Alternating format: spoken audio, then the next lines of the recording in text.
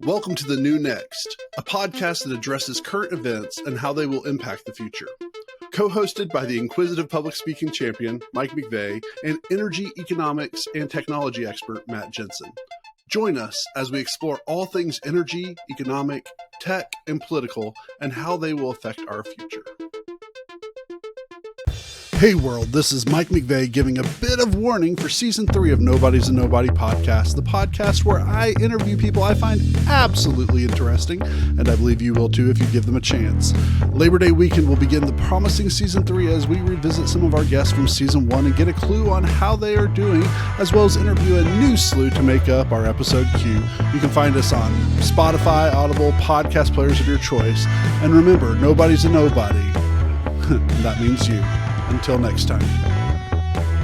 Kathy, does the worker shortage impede economic growth? Matt? Yeah. Me too. That's what I was going to say. Wow. Yes. So both you and I would say yes.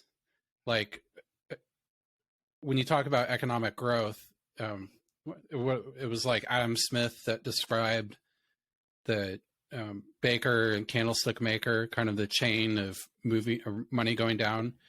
When you have more people working, more people making money in productive jobs, then they spend that money, and that kind of moves through the economy.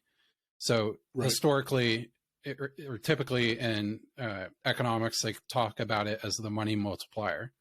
So like $1 of earning relates to so many extra dollars of GDP. So the worker shortage, I would say, impedes economic growth in many ways. Here in the U.S., specifically, we have a huge worker shortage, or historically over the last couple of years, in high margin, high technical positions. So if you're talking about a tech company that has basically a earnings ratio, like, you know, their operating margin is 40 or 50%, and they can add an additional technical salesperson and get so much incremental sales, they have so much more margin to basically spend on employees to help stimulate growth. So in that sense, a worker shortage is a really big deal. Also, kind of what we talk about a lot is the oil industry here. The oil industry right now is really growth. A lot of it is basically impeded by qualified workers and also the machinery, essentially, for these workers to run it. So there's not necessarily the ability to produce more oil and gas just because, you know, due to COVID and also a lot of older workers retiring, there's just not the capacity there to do it. So it's interesting. We talk a lot about China and US and a lot of these, I guess, larger economies. Back in graduate school, which would be 12, 13 years ago, one of my teachers was the governor of the Dutch Central Bank. And what he talked about at the time was there was this big worry that, you know, 10 plus years from now, and so at this point, they've been already talking about it in depth for a decade and planning for it. You have this turning point where kind of like the baby boom post World War II generation births are falling, and there's less births in a younger capacity. So you have basically people leaving the workforce and less people entering it. So that has a lot of implications for asset prices, for economic growth, for the ability to fund social services to pay for all these retirees. In the U.S. over the past 2 years, we had this too. It's, I think, the first time in maybe 50 or 100 years where we haven't had a growth rate in the amount of people to enter the workforce. So it's flat, maybe even negative. And usually it's 2+%. So it's a big problem, right? like from that GDP economic growth level. And it's us being in a developed company or economy, we don't really have the ability, kind of like some of the more developing countries. So to like tier level, like second world, third world, that can transition to higher value jobs and basically boom up that GDP per capita by getting more education. So this is kind of a general problem. China's dealing with this a lot too. What are your thoughts, Mike? Yeah, I'm going to go much more on a micro scale. I look at it honestly. I know video games micro. Ha ha ha. Micro. Ooh.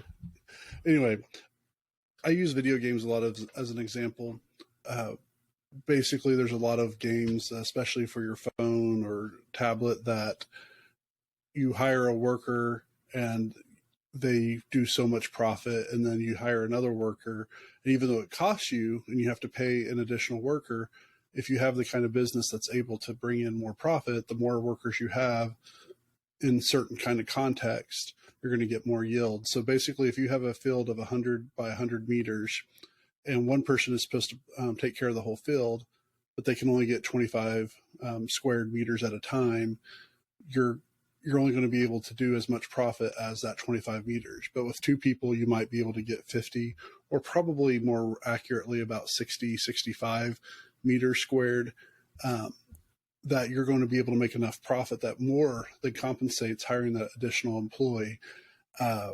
So now this isn't true in every single business. There are some businesses that are a lot more limited, but most businesses, having that extra employee, as long as it's profitable to begin with, is a big deal. In fact, I could take a friend of mine who's in the nursing industry, and I know that during COVID, a lot of turnover has happened where her caseload became bigger. Yeah. And it was a for-profit company. Well, a bigger caseload seems like it's going to be more money, but it also means you have less time to do the job correctly. And that's actually, there's a whole science behind this that talks about even like once companies move from employees answering telephones to computers answering telephones, that they no longer care about the customer. I know that's not the thing we're talking about, but yeah, more employees, generally speaking, are going to lead to better profits or more profits as long as the model that's being done, it's sustaining with one person, it should be even more sustaining with two people, unless it's a limited resource. Yeah, definitely. And then Matt talked about like how much the dollar's worth, and the way this kind of makes more sense to me, at least after 9/11 in 2001, that Christmas, no one was spending. Like, they had record lows, and so they gave out $100 rebate to several families to try to help stimulate the economy. And what's crazy is $100 is not that much, and it wasn't $100 per person; it was $100 per family, I think, if I remember correctly. But it did stimulate the economy more than what the $100 went in. So if they spent $5 million on giving out $100 rebates, maybe about 6 or 7 million actually got spent, but the $100 was what led to it. Which, again, I mean, Matt can explain it probably in the more scientific mathematical terms, but basically, if you're going to be able to buy something that you want, but it's $105, and you're like, I'm not going to spend $105, but then you get a $100 rebate or a $100 coupon. You're like, well, I'll spend $5 for it.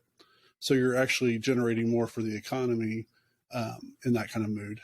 In fact, there's some really, in an upcoming episode, we're going to be talking about how hard it is to quit oil, which goes into a lot of what we're talking about right now. So Kathy, make sure to pay attention. Yeah, to that. Totally. One more way to think about it too is with banking, right? Banks lend out money. And so, if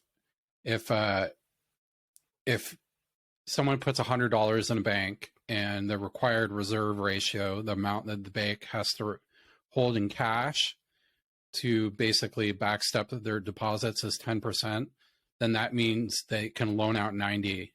And And if that $90 goes in the bank, they can loan out 80 of that. So savings basically creates economic growth beyond that. And if you have this this kind of discrepancy between workers earning and saving, and then people basically having those account balances dwindle, that really affects the banking multiplier too. That's a relative to that reserve ratio. So that's a big thing. So you both have the spending component and then also the saving component that feed into lower economic growth when you have worker shortages. So it's a very, very interesting question. So I'm glad that she asked that. If you would like to learn more about the New Next podcast, find us at thenewnextpodcast.com, where you can suggest a topic you would like for us to cover. If you enjoyed what you heard, share the podcast, tell a friend about it, or rate us with 5 stars.